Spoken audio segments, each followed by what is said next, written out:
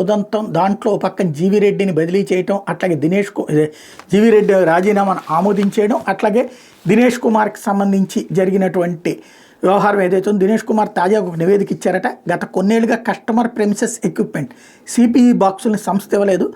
ప్రస్తుతం ఉన్న బాక్సుల జీవితకాలం ముగియడం, వాటికి మరమ్మతులు వస్తే పూర్తి చేయలేని పరిస్థితుల్లో ఉన్నాం.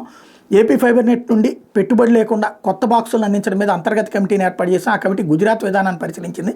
ఈ పరిస్థితుల్లో గత 5 నెలల్లో 9,758 కొత్త కనెక్షన్లు ఇచ్చాం. గత జనవరి నాటికి ఉన్న 4,84,510 కనెక్షన్లకు ఈ వేదనం. పాలన పరంగా ఆర్థికంగా సవాళ్ళు ఉన్న నెట్వర్క్ను విస్తరించే చర్యలు తీసుకున్నాం. నెట్వర్క్ బ్యాండ్ విడ్త్ని సమర్థంగా వినియోగించుకోవడం ద్వారా ఏటా 5 కోట్లు ఆదా చేశాం. అలాగే నియామక పత్రాలు లేకుండా సంస్థలో పనిచేస్తున్న కాంట్రాక్ట్ అవుట్సోర్సింగ్ ఉద్యోగులు 417 మందిని తొలగించాం. సంస్థకు అవసరం లేకుండా మరో 200 మంది పనిచేస్తున్నట్టు గుర్తించాం. వాళ్ళని తొలగించే ప్రక్రియ చేపట్టాం. ప్రస్తుతం 925 మందే ఉన్నారు. ఇకపోతే సంస్థకు వార్షిక టర్నోవర్ తగ్గించి 142 కోట్లు తక్కువ జీఎస్టీ చెల్లించినట్టు జీఎస్టీ ఇంటెలిజెన్స్ విభాగం నోటీస్ ఇచ్చింది. దీని మీద విచారణ జరిపేందుకు రికార్డులు అందించాలని 2024 జూలై 31 కోరింది.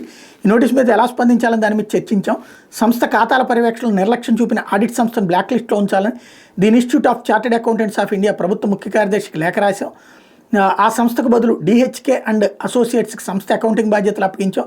2017-18 నుంచి జీఎస్టీ చెల్లింపుల్లో వ్యత్యాసం 18% వడ్డీ జరిమానా కలిపి 377 కోట్లు చెల్లించాలని 2025 జనవరి 23న జీఎస్టీ నుంచి మరో నోటీస్ అందింది. దీని మీద 3 నెలల్లోగా వివరణ ఇవ్వచ్చు. అదే సమయంలో గత ప్రభుత్వంలో జరిగిన అక్రమాల మీద విచారణకు విజిలెన్స్ విభాగం నుండి లేఖ అందగానే సిబ్బందికి ఆదేశాలు ఇచ్చాం. భారత్ నెట్ రెండో దశ ఏపీఎస్ఎఫ్ఎల్ మొదటి దశ పనులు నిర్వహించిన గుత్తేదారులకి బిల్లులు చెల్లింపు నిలిపేయాలని విజిలెన్స్ విభాగం లేఖ రాసింది. 2018-19 మధ్య సీసీటీవీల నిర్వహణ కాంట్రాక్ట్ సంస్థకు 60 కోట్లు చెల్లించాం. వ్యూహం సినిమా దర్శకుడు రామ్ గోపాల్ వర్మ సిఐడిలో నమోదైన కేసు విచారణ జరుగుతుంది. ఇటీవల సిఐడి అధికారులు వచ్చి రికార్డులు కూడా పరిశీలించారు. కాగ్ ఆడిట్కి ముందు ఇంటర్నల్ ఆడిట్ పూర్తి చేయాలి. ప్రస్తుతం ఇంటర్నల్ ఆడిట్ జరుగుతోంది.